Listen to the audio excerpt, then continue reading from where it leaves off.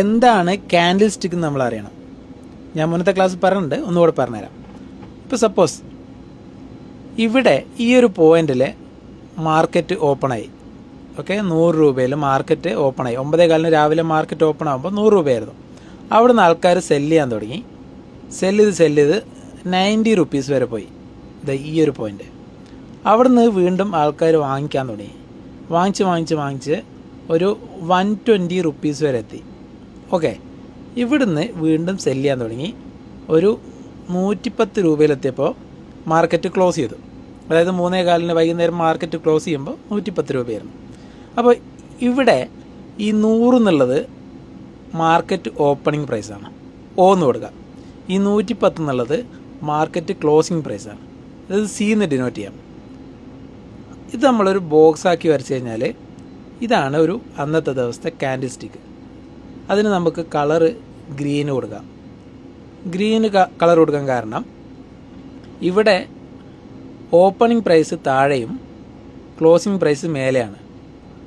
Okay, അതായത് അന്ന് market bullish ആയിരുന്നു. അപ്പോൾ ഇത് ഒരു ബുള്ളിഷ് ക്യാൻഡിലാന്ന് പറയാം. Bullish candle. ഓക്കെ, അപ്പോൾ ഇതെന്താ 90 അന്ന് ഏറ്റവും പോയല്ലോ.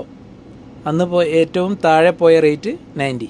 ഈ 120യോ അത് അന്നത്തെ പോയ ഹൈ. അപ്പോൾ നമുക്ക് ഹൈ, ഓപ്പൺ, ക്ലോസ്, ലോ കിട്ടി. ഇനി ഇതേപോലെ ഇനിയിപ്പോൾ ഇത് ബേറിഷ് ആണെങ്കിലോ, അന്നത്തെ മാർക്കറ്റ് ട്രെൻഡ് നെഗറ്റീവ് ആണെങ്കിൽ എങ്ങനെയാണ് ഉണ്ടാവുക? ഒന്നുമില്ല, സെയിം തന്നെ. ഇവിടെ മേലത്തെ ക്ലോസിംഗ് പ്രൈസ് എന്താവും? അത് ഓപ്പണിംഗ് പ്രൈസ് ആവും. ഇവിടെ ഓപ്പണിംഗ് പ്രൈസ് ആവും, ഇത് ക്ലോസിംഗ് പ്രൈസ് ആവും. ഇവിടെ ക്ലോസിംഗ് പ്രൈസ് ആവും. അതായത് 110 മാർക്കറ്റ് ഓപ്പൺ ചെയ്തു, 100 രൂപയിൽ മാർക്കറ്റ് ക്ലോസ് ചെയ്തു. അപ്പോൾ ഇതിൻ്റെ കളർ എന്താ വരിക? കളറ് റെഡാണ് വരിക. ഒന്നുമില്ല, ഇത് 100 110 കയറി, ഇത് 110 100 ഇറങ്ങി. അന്നത്തെ ലോ 90, അന്നത്തെ ഹൈ 120.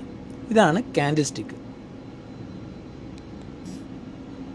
അപ്പോൾ ഇത് മാർക്കറ്റ് ഇറങ്ങുന്നതുകൊണ്ട് ഇതിനെ നമുക്ക് എന്ത് ചെയ്യാം?